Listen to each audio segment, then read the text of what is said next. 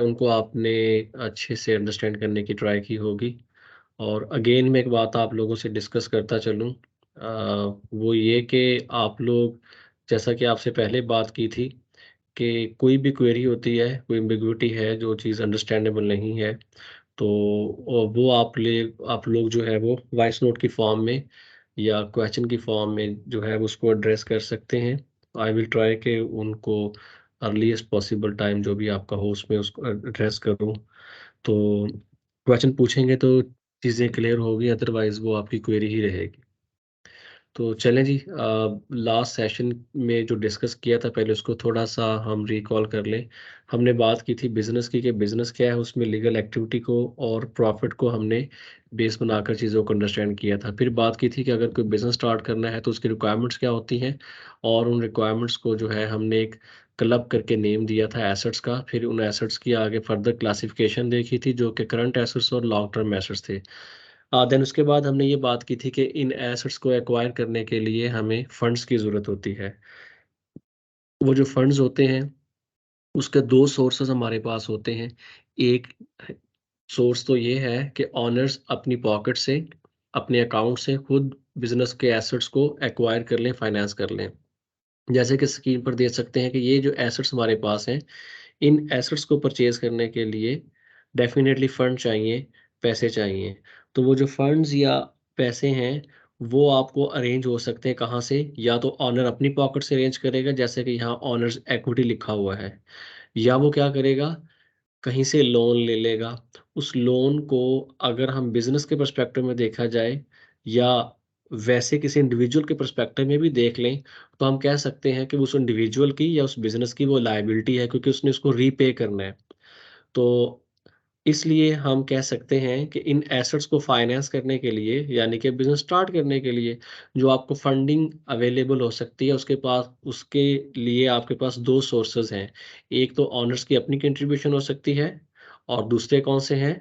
आप आउटसाइडर से, जिन्हें हम क्रेडिटर्स के नेम से भी जानते हैं, वहाँ से लोन ले सकते हैं, जिन्हें हम लायबिलिटीज़ के नाम से यहाँ रिपोर्ट कर रहे हैं। तो इसी चीज़ को आप लोग पहले अकाउंटिंग में डिस्कस कर चुके हैं, पढ़ चुके हैं, कि जो एसेट्स अगर इक्वल टू हो जाए लायबिलिटीज़ प्लस ओनर्स इक्विटी के, तो इसको आप लोग कहते थे अकाउंटिंग इक्वेशन।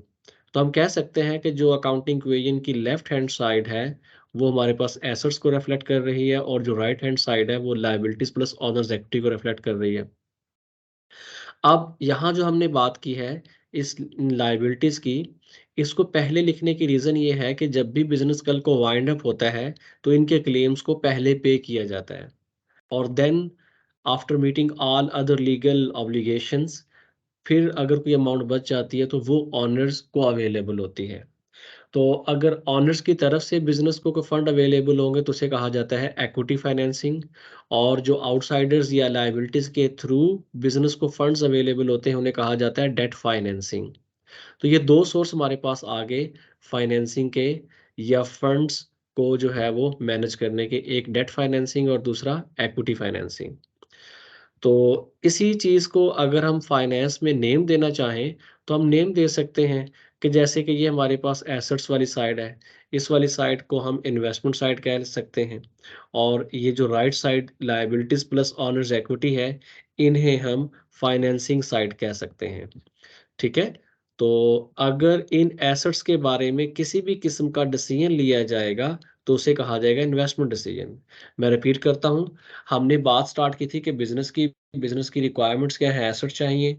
एसेट सपोज़ मैं कहता हूँ कि चाहिए आपको 10 मिलियन के, कि cash, inventory, land, so on, जितने भी हमारे पास एसेट्स हैं करंट एंड लॉन्ग टर्म, उन सब का टोटल अगर हमें मिलता है 10 मिलियन, तो डेफ़िनेटली हमें फंड्स भी 10 मिलियन के चाहिए। वो 10 मिलियन या तो ओनर अपनी पॉकेट से अरेंज कर लेगा, या वो आउटसाइडर से अरेंज कर लेगा, या दोनों से पार्शियल अमाउंट जो है वो अरेंज करके टोटल 10 मिलियन जो है वो अरेंज करेगा। तो सपोज़ मैं कहता हूँ कि अगर ओनर के पास अपना कैश जो है वो है 7 मिलियन, तो आउटसाइडर से जो लायबिलिटीज़ के हेड में अरेंज किया जा सकता है थ्रू डेट फाइनेंसिंग, वो 3 मिलियन है। तो 7 + 3 इज़ इक्वल टू 10 मिलियन, और यही फंड्स, यही पैसे, ये फंड्स वगैरह जो हैं ये यूज़ होंगे इन एसेट्स को एक्वायर करने में।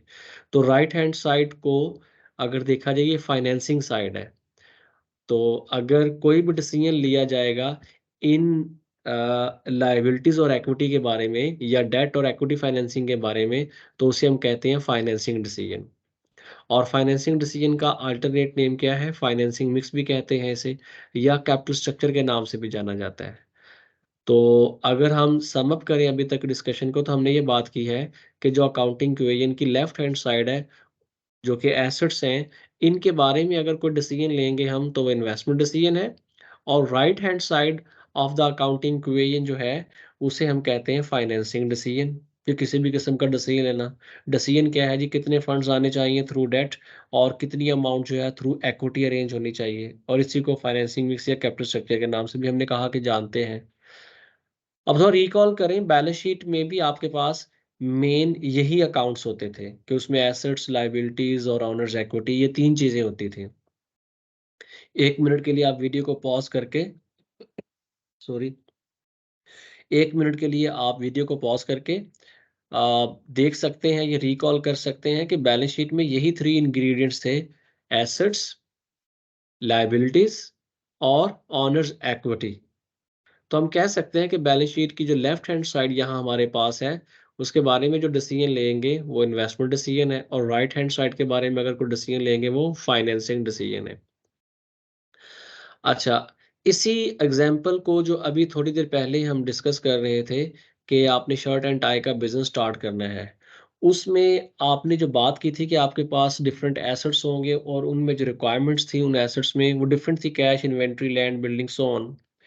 उनमें से रिकॉल करें, इन्वेंट्री एक ऐसा एसेट था कि जिसको उस वक्त हमने डिफाइन किया था कि जब भी ये बाय की जाएगी तो इसकी इंटेंशन क्या होगी, बाय करते वक्त किसको सेल करेंगे। यानी कि हमने हर उस एसेट को या हर उस आइटम को इन्वेंट्री के नाम से रिपोर्ट किया यहाँ पर, कि जिसको जब बाय किया था और उस वक्त इंटेंशन क्या थी बाय करते वक्त, कि इसको रीसेल करेंगे। तो अब इट मीन्स कि ये जो इन्वेंट्री थी वो इस बिजनेस में शर्ट एंड टाई हो सकती हैं, वो इसके पास इसी तरह से अगर फर्नीचर का बिजनेस है तो उसके पास फर्नीचर हो सकता है, जैसे कि पहले बात कर रहे थे। तो सिंपली कि जो भी आइटम बाय करे बिजनेस, उस इंटेंशन उसको बाय करते वक्त ये हो कि उसको रीसेल करना है फर्दर आगे, तो वो उसको इन्वेंट्री में क्लासिफाई होगी। तो हम चलिए इसी एग्जांपल को आगे कंटिन्यू करते हैं। अज्यूम कर लेते हैं हम कि हमारे पास जो है वो 10 शर्ट्स हैं, और एक शर्ट की जो कॉस्ट है वो 500 रुपी है। तो इट मीन्स कि बैलेंस शीट में ये इन्वेंट्री 5000 की कॉस्ट से रिपोर्ट हो रही होगी। तो अब चलें एक अज्यूम करते हैं कि इन 10 शर्ट्स में से, 10 थी ना जी, 10 शर्ट्स में से एक शर्ट हम सेल कर देते हैं। 500 की जो शर्ट परचेज की थी, उनमें से एक शर्ट हमने सेल कर दी। अब आपको पता है कि जो सेल प्राइस होती है वो कॉस्ट प्राइस से हाई होती है। क्यों? इसलिए कि उसमें प्रॉफिट मार्जिन ऐड किया जाता है। तो cost plus profit is equal to sale price. तो आप देख सकते हैं जो एक शर्ट सेल हो रही है वो 4000 रुपी यहाँ पर उसकी वैल्यू हमने रिपोर्ट की है। तो अगर एक शर्ट की सेल वैल्यू को रिपोर्ट करना पड़े हमें, तो हम लिख सकते हैं 4000 मल्टीप्लाई बाय 1, तो 4000 रुपी सेल्स या रेवेन्यू इज इक्वल टू 4000 रुपी। अब आपको आइडिया है कि इसमें से कॉस्ट को माइनस किया जाता है, कॉस्ट ऑफ गुड सोल्ड। एक शर्ट अब आपके पास बिजनेस में नहीं रही, वो सेल हो चुकी है, तो जो सेल हो चुकी है उसको आप कॉस्ट ऑफ गुड सोल्ड कहते हैं। वैसे भी इसको ट्रांसलेट करते तो यही है ना, कॉस्ट उन चीजों की जो सेल हो चुकी हैं। तो एक शर्ट सेल हुई है, अब चूंकि हुई है, अभी कह ली, हम ये नहीं कह सकते कि शर्ट सेल नहीं हुई, शर्ट सेल हो चुकी है, इसलिए हम इसे कॉस्ट ऑफ गुड सोल्ड के नाम से लिखते हैं। अब डेफिनेटली कॉस्ट को सेल में से माइनस करेंगे तो हमें एक प्रॉफिट की अमाउंट जो होगी, ये 3500 हमारे पास प्रॉफिट है, लेकिन हमने इसके साथ वर्ड ग्रॉस प्रॉफिट लिखा हुआ है। ग्रॉस का वर्ड क्यों ऐड किया है इस प्रॉफिट के साथ? उसकी रीजन ये है कि जब भी किसी अमाउंट में से फर्दर कोई अमाउंट सब्ट्रैक्ट होना हो, माइनस होना हो, तो उस अमाउंट के साथ जो है हम ग्रॉस का वर्ड लिखते हैं। तो चूंकि इस 3500 प्रॉफिट के साथ आगे चलकर चेंजेस हो सकती हैं, कोई अमाउंट माइनस हो सकती हैं या ऐड हो सकती हैं, तो इसलिए इसको हमने सिर्फ प्रॉफिट के नाम से नहीं, रादर ग्रॉस प्रॉफिट के नाम से लिखा है।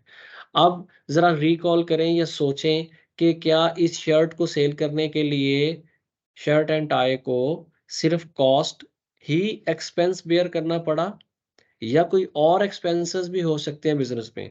फॉर एग्जांपल, क्या वहां पर लाइटिंग का एक्सपेंस नहीं होगा? जो फर्नीचर अरेंज किया होगा वो डेप्रिसिएट नहीं हुआ होगा?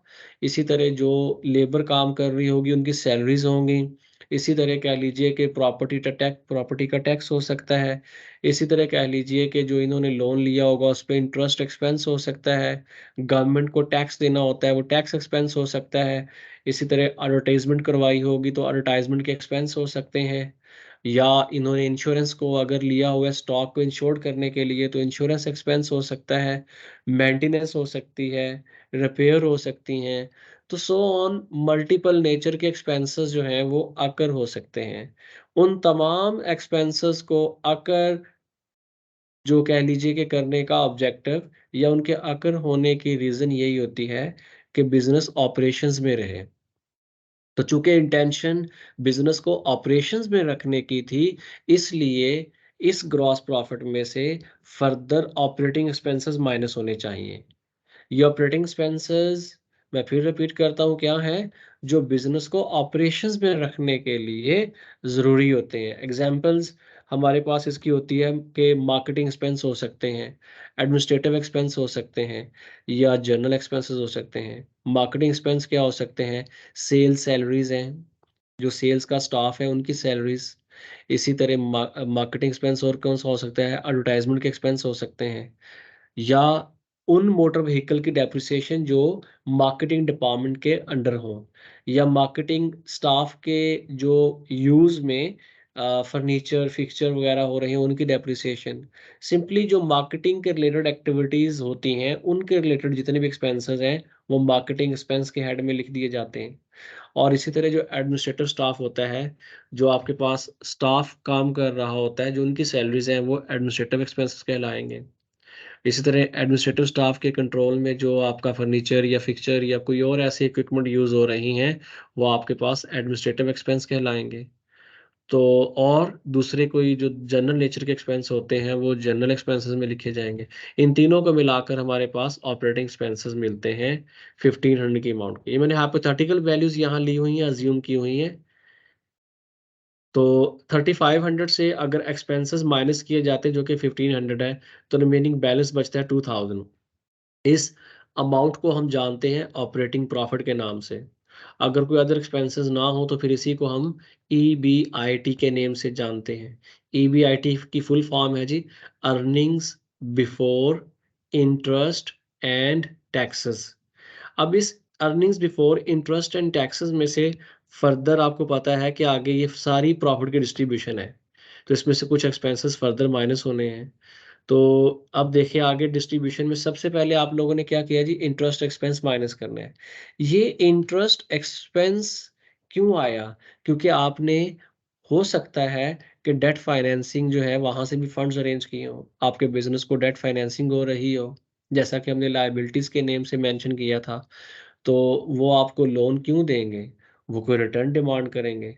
तो जो क्रेडिटर्स यानी कि लायबिलिटी होल्डर्स को आप एक फिक्स रिटर्न पे करते हैं, उसे आप इंटरेस्ट एक्सपेंस के नाम से जानते हैं। डेफिनेटली जब भी कोई बंदा आपको लोन देता है तो उस पे कोई ना कोई रिटर्न डिमांड करेगा। तो जो लायबिलिटीज वाले होते हैं, उनको जो रिटर्न आप पे करेंगे उससे आप इंटरेस्ट के नेम से जानते हैं। तो ये इंटरेस्ट एक्सपेंस मैंने अज्यूम किया कि 500 बनता है। तो 2000 से 500 सब्ट्रैक्ट करते हैं तो रिमेनिंग अमाउंट आपके पास बचती 1500। इस 1500 का नेम है जी ईबीटी, अर्निंग्स बिफोर टैक्सेस। अब अज्यूम कर लें कि टैक्स रेट है 50%। वैसे तो आजकल पाकिस्तान में देखा जाए 29% चल रहा है कॉर्पोरेट सेक्टर में, लेकिन हम फॉर कह लीजिए कि ईज ऑफ कैलकुलेशंस यहाँ 50% अज्यूम कर रहे हैं टैक्स ब्रैकेट या टैक्स रेट। तो इस 1500 का 50% टैक्स बनता है 750। ये 750 आपने टैक्स पे कर दिया, रिमेनिंग आपके पास अमाउंट बचती है नेट इनकम 750। इसी नेट इनकम को आप अर्निंग्स आफ्टर टैक्सेस के नाम से भी जानते हैं, EAT, अर्निंग्स आफ्टर टैक्सेस।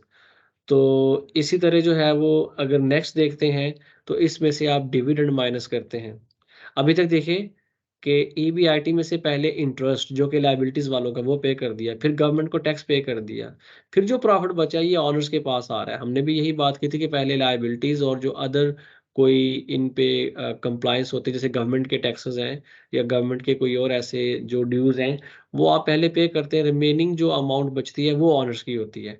अब ऑनर्स में आपको पता है दो तरह के ऑनर्स होते हैं, एक हमारे पास प्रेफर्ड स्टॉक होल्डर्स होते हैं और दूसरे हमारे पास कॉमन स्टॉक होल्डर्स होते हैं। आगे चलकर मैं डिटेल में इनका डिफरेंस भी आपको क्लियर करूंगा कि प्रेफर्ड और कॉमन स्टॉक होल्डर्स में मेजर डिफरेंसेस क्या होते हैं।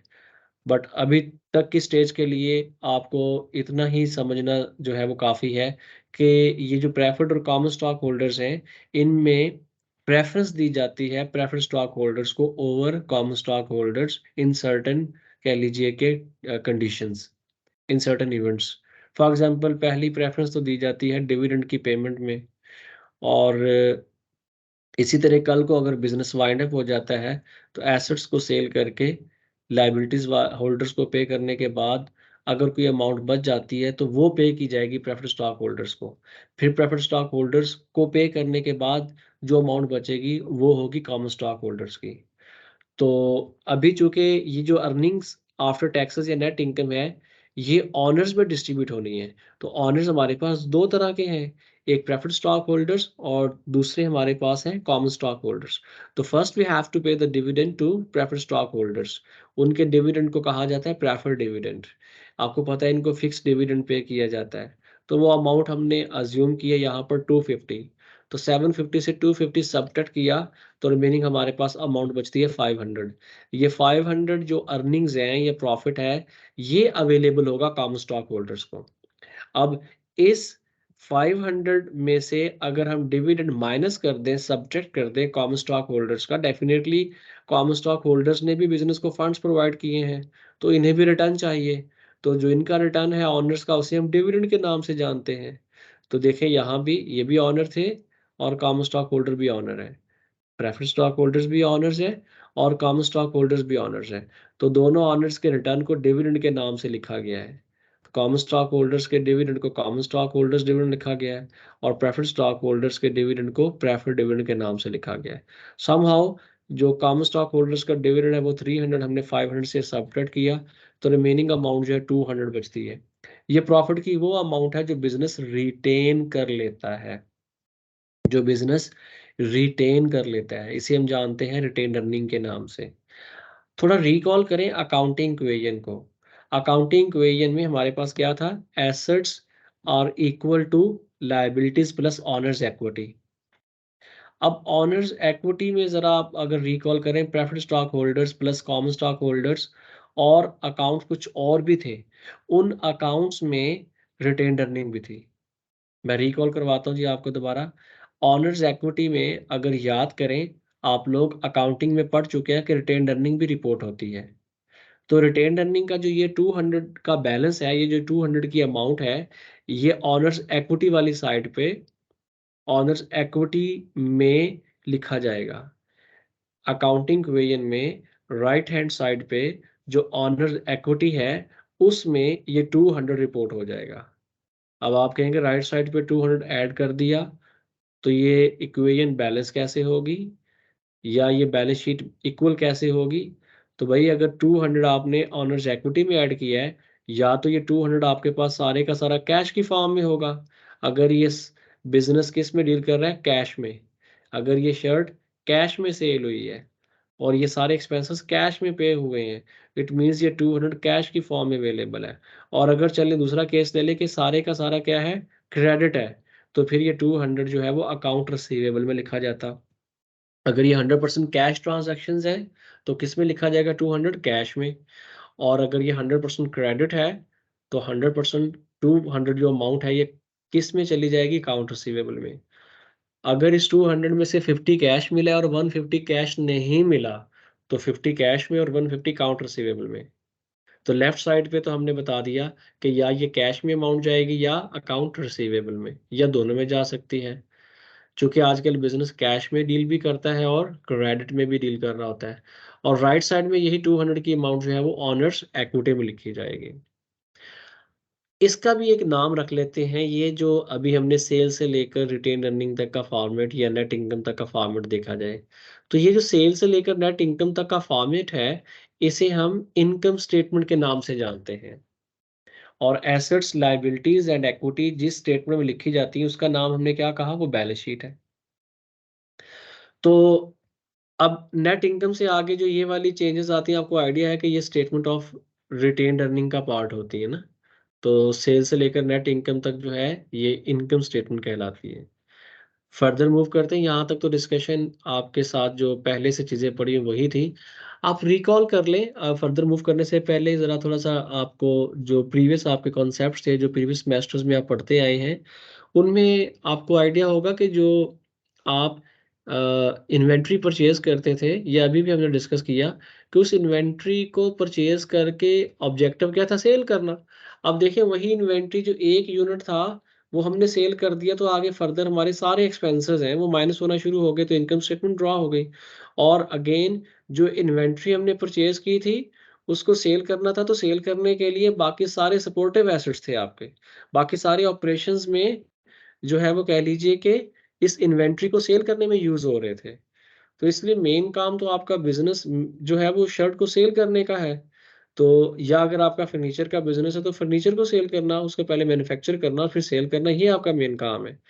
बाकी तो सारी चीजें सेल को बढ़ाने के लिए, सेल करने के लिए है ना, ताकि सेल जो है वो आपकी अचीव होती रहे, सेल आपकी जो है वो होती रहे, जो भी यूनिट्स आपके पास है। तो इसलिए आप बिजनेस सारे का सारा ऑपरेशंस उन्हीं चीजों में आपको नजर आएगा कि जो चीज आपने सेल करनी है। अब अगर हम जो ये कह लीजिए कि हमारा बुक का टाइटल था फाइनेंशियल मैनेजमेंट, या जो कोर्स का कंटेंट्स है हमारे जिसमें फाइनेंस का वर्ड यूज हुआ है, उसकी तरफ मूव करते हैं। हमने सिर्फ वर्ड बिजनेस का पहले अंडरस्टैंड किया है, अब उसके साथ फाइनेंस का वर्ड ऐड कर रहे हैं जी। तो जब भी हम फाइनेंस का वर्ड ऐड करेंगे तो हम कह सकते हैं कि ये जो फाइनेंस होती है इसका ताल्लुक 3 चीजों के साथ है। और वो क्या-क्या है? एक्विजिशन है, फाइनेंसिंग है और मैनेजमेंट ऑफ एसेट्स है, with some overall goal in mind. तो ये टेक्निकली 4 कंपोनेंट्स हैं, इन्हें वन बाय वन डिस्कस करेंगे। इन 4 में से 2 कंपोनेंट्स तो हम पहले ही डिस्कस कर चुके हैं। कैसे? ये जो एक्विजिशन है ये इन्वेस्टमेंट को कहते हैं। थोड़ी देर पहले हम आपसे बात कर रहे थे कि जो left hand side of the balance sheet या अकाउंटिंग इक्वेशन है वो इन्वेस्टमेंट है, यानी कि एसेट्स, टोटल एसेट्स की बात कर रहा है। तो ये एक्विजिशन किसकी बात है जी? Investment decision. और दूसरी बात फाइनेंसिंग, तो फाइनेंसिंग डिसीजन भी हमने बात की थी कि राइट हैंड साइड, यानी कि डेट एंड इक्विटी। अब एक्विजिशन की मीनिंग है टोटल एसेट्स, करंट और लॉन्ग टर्म दोनों एसेट्स। और फाइनेंसिंग के क्या मतलब है कि debt and equity financing, right hand side liabilities और इक्विटी। और थर्ड है मैनेजमेंट ऑफ एसेट्स, ये करंट एसेट्स और करंट लायबिलिटीज की बात करते हैं यहाँ पर। और फिर आगे बात कर रहे हैं with some overall goal in mind. तो वो कहता है कि इन तीनों एक्टिविटीज का कोई ना कोई गोल होता है। किसका? एक्विजिशन का, फाइनेंसिंग का और मैनेजमेंट ऑफ एसेट्स का। कोई ना कोई गोल होता है, हम इस पे डिबेट करेंगे ये गोल होता क्या है, तो ये स्पेसिफिक गोल क्यों बिजनेस जो है वो अचीव करना चाहता है। आगे हम जो है वो डिस्कशन नेक्स्ट लेक्चर में कैरी करेंगे अपनी, वो होंगे जी इन्वेस्टमेंट डिसीजन के बारे में। तो नेक्स्ट लेक्चर तक प्लीज़ आप लोग ये जो चीज़ें अभी हमने डिस्कस की हैं इन्हें ज़रा अच्छे से आप लोग अंडरस्टैंड कीजिएगा। और जिस जगह समझ ना आ रहा हो आप लोग वीडियो पॉज करें और इन चीज़ों को दोबारा से अपने लिए जो है वो अंडरस्टैंडेबल फॉर्म में आप ला सकते हैं जी। ठीक है जी? तो बहुत शुक्रिया जी, थैंक यू वेरी मच।